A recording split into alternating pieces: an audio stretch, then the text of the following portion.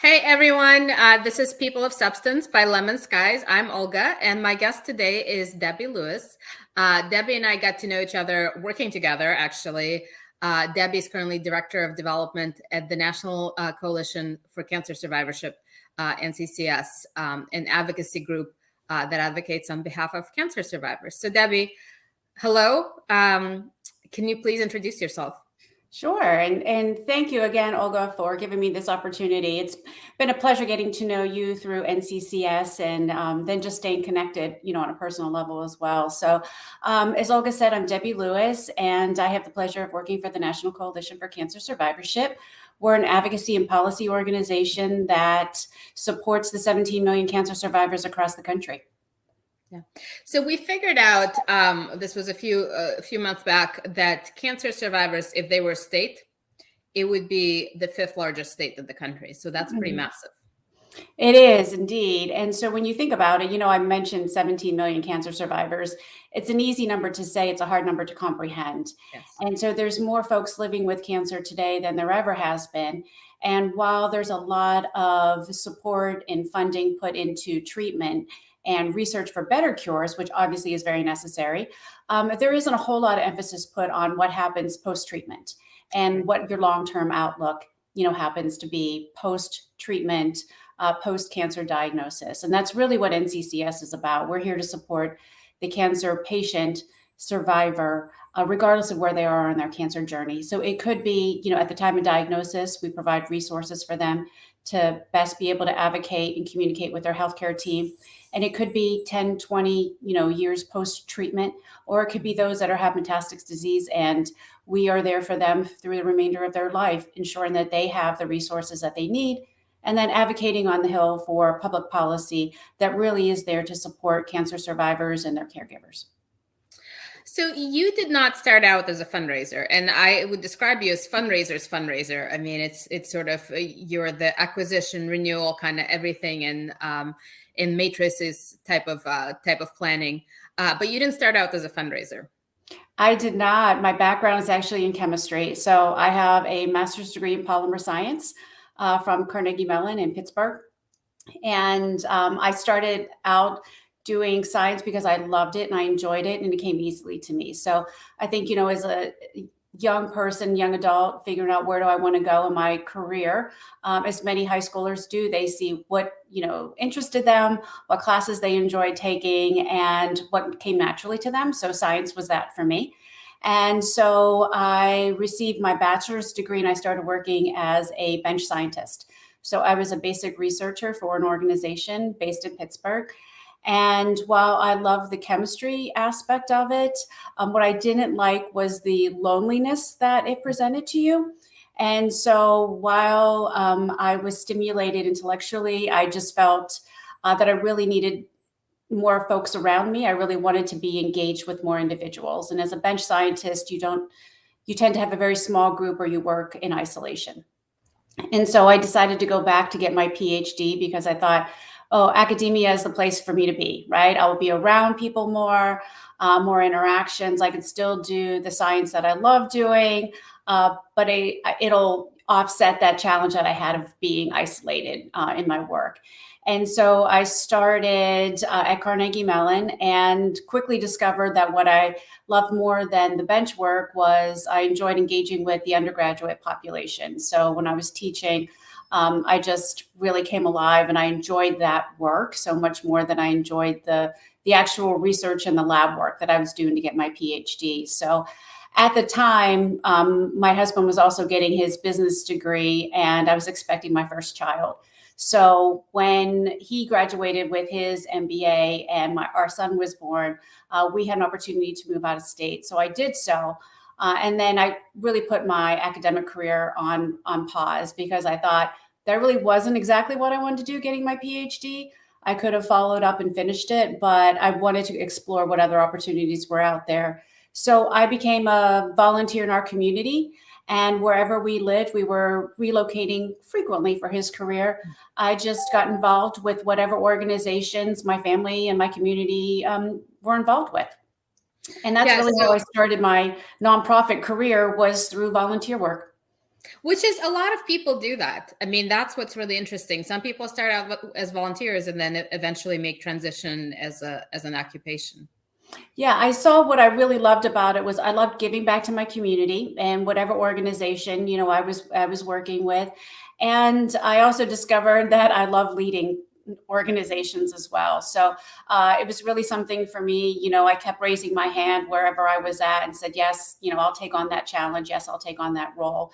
And so that to me was something that as I was figuring out what to do next, I really took those two things to heart, that I wanted to be giving back into my community and whatever that looked like. And I wanted an opportunity to really be able to lead and take the organization to the next level. So you spent quite a bit of time in the hospital area. Mhm. So in fundraising. So kind of starting out from, and I think you covered the range of from direct response to more partnerships, major giving.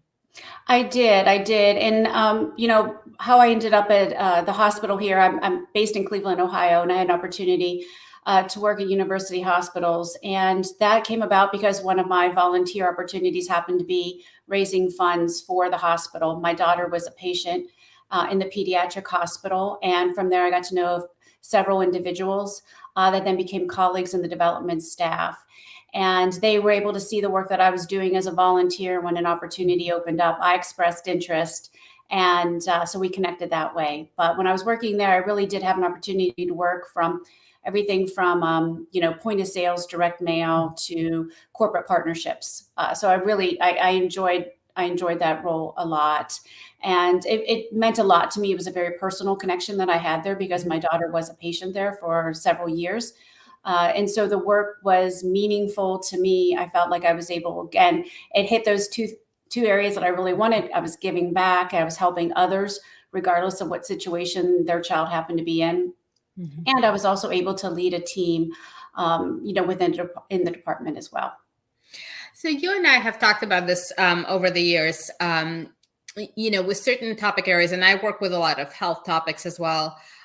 It's sort of hard not to be emotionally touched and Mhm, impacted, right? mhm, And frankly, when you don't emotionally invest yourself, you're sort of your output, your content in particular, strategy you can do, but your content will not be as um, full of emotion or as authentic as if you mhm. kind of open yourself up and sort of let it in. So, true story, like sometimes writing end of year messaging for cancer survivorship in particular, you sort of grab a box of tissues and, you just sort of know it's going to be a bumpy afternoon, but the output is worth it.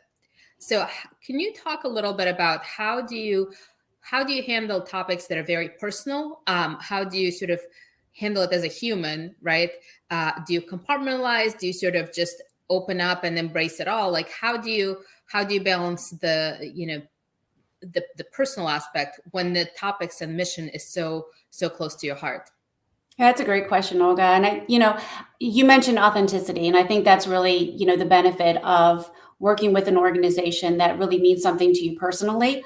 Mhm. Certainly, whenever you're having conversations, either in-person conversations, face to face, like we're having now, or even through some written dialogue, if it's through a direct mail piece or an email piece that you're out there, your authenticity really can come through, especially whenever you've lived the mission Yes. of the organization. And I think, that presents a challenge unto itself, is that you are living the mission of the organization, and it can be very, personal to you. And it's how do you make sure that you have the right work-life balance? So I came to NCCS from a large hospital academic setting. But how I ended up there was, I mentioned my daughter, Emily. She was a cancer patient at the hospital for a number of years. And unfortunately, she did not survive her disease. And I was really looking for a way to give back and to help other families Mhm. that were dealing with a severe illness or trauma that their child was having. It didn't necessarily have to be cancer. It could have been a number of myriads of things of why children end up in the hospital. And when that opportunity presented itself, it was at a time when I was, healing from grieving from her. I'll always grieve for her loss. But I was far enough out that I really felt that I could give back in a meaningful way. And while I wasn't going back to be a doctor or a nurse or a social worker or something, I thought I could raise funds to really help them out. So that's how, I really said, let's see what the fundraising and the development staff, what they're about. And so with that, it does get to be a challenge at times whenever you have to maintain your professionalism and you're like, okay, I'm talking as a representative, the organization. I'm not talking as a cancer patient's mother. So just ensuring that sometimes, you kind of had to, like you said, check yourself and say, where am I coming from with this? I think the other challenge really was not taking things personally. So if someone said no or not now, because in development, it's always not now, not a never, not a no or anything, just not taking it personally. So not everyone may be as tied closely to the mission as you are. So at NCCS, that can be a challenge for me on a daily basis because this mission is so personal to me. Not only did I lose my daughter to cancer when she was 12 years old, but I then eventually became a cancer patient and survivor myself.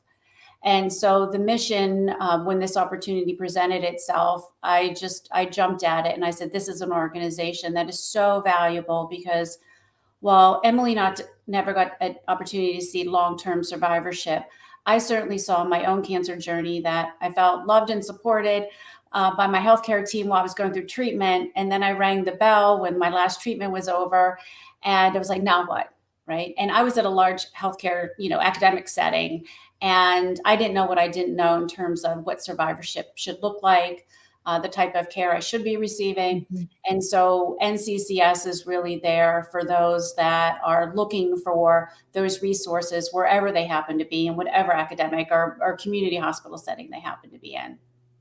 So, I was thinking, and, you're one of several people I know who are parents impacted by a topic, whether it's type 1 diabetes, whether it's pediatric cancer.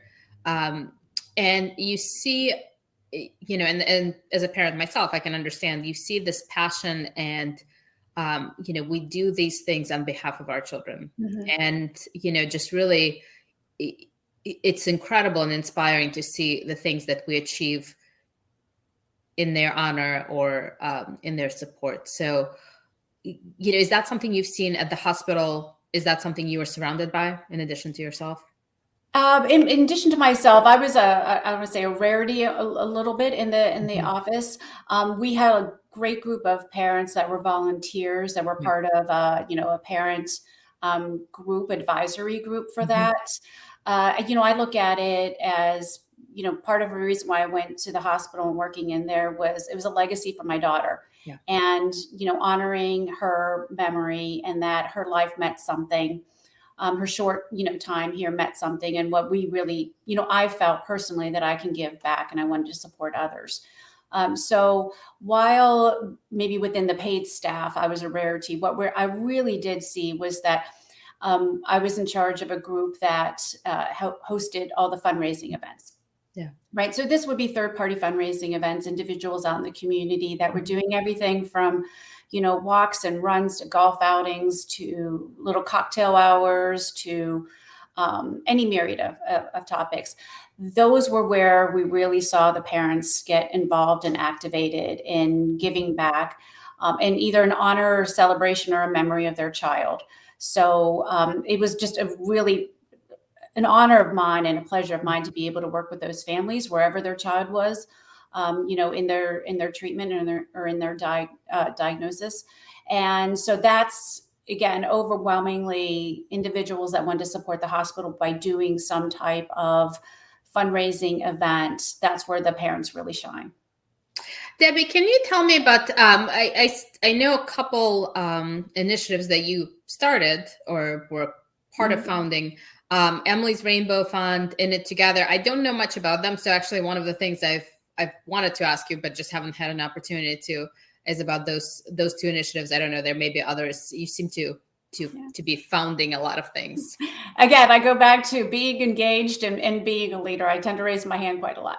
But it's for things that are very personal and meaningful for me. So Emily's Rainbow Fund really started off, it was obviously in honor of my daughter, Emily. And what my husband and I noted early on was that pediatric cancer research was woefully underfunded. In terms of Emily's disease, she had Wilms tumor, which was a pediatric kidney cancer. 500 children a year are diagnosed nationally with it. So it's a very rare disease. It does not receive, large amounts of funding. And childhood cancer doesn't in general receive large amounts of funding, even if you hear about the ones that are more significantly out there in the population, leukemia or brain cancer. They just don't receive a whole lot of federal funding. And so what we wanted to do was to give back and fund research in any small way that we possibly could to address that challenge that we were having.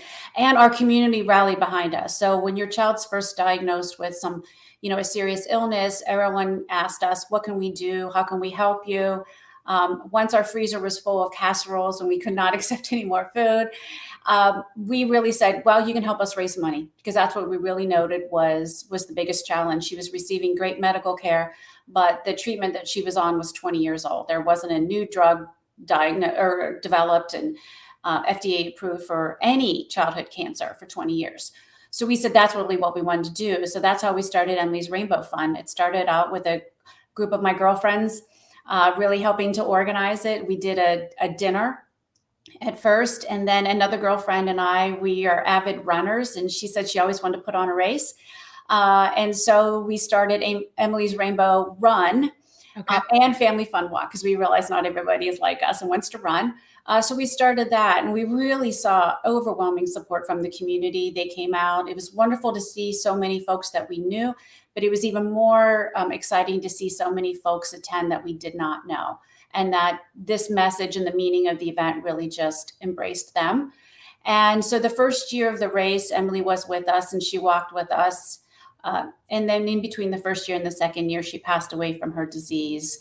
But we wanted her to still be with us. And so then we started designing an annual button that we said, for people to wear so that she's walking or running with them. And that was very meaningful work for us to do. We raised well over $100,000 by doing it. And that was net, not gross. I like to talk in net numbers, what we actually were able to support. So we funded childhood cancer research at the hospital that she was treated. So we designated the funds to Rainbow Babies and Children's here in Cleveland, Ohio, to do some basic research. We didn't care if it was for Wilms tumor or any, particular type of pediatric cancer, but we just wanted to help others in the future that were dealing with it. So we retired that event when she would have graduated from high school. Okay. I knew that there was a time of it. I didn't want it to go on and just on and on.